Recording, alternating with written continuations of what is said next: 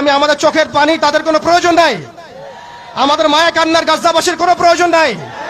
গাজাবাসীর প্রয়োজন অর্থনৈতিক সাপোর্ট, গাজাবাসীর প্রয়োজন সামরিক সাপোর্ট, গাজাবাসীর প্রয়োজন এমন একটা জাইশ, এমন একটা ফোর্স যেটা বাহির থেকে গিয়ে বাইতুল মুকাদ্দাসকে উদ্ধার করবে ইনশাআল্লাহ।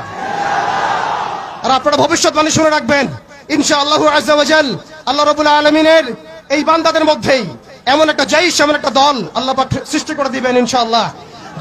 যেই দল, যেই জাইশকে পৃথিবীর কোন সেনাবাহিনী থামাতে পারবে না ইনশাআল্লাহ। শেষ পর্যন্ত তারা বাইতুল মুকাদ্দাস মুক্ত করেই ছাড়বে ইনশাআল্লাহ। শুধু সময়ের অপেক্ষা। তারা আমাদেরকে অপশন দিয়েছে, হয় আমাদের দাস হও না হলে মরো। শেষ কথা, তারা আমাদেরকে অপশন দিয়ে দিয়েছে, হয় আমরা তাদের দাসত্ব করব না হলে মরবো।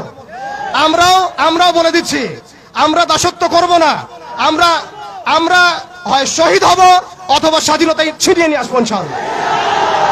হয় আমরা শহীদ হব না হলে স্বাধীনতা ছিনিয়ে নিয়ে আসবো ইনশাআল্লাহ। আল্লাহ পাক আমাদের বাংলার তাওহীদের জনতাকে কবুল করেন, আমিন।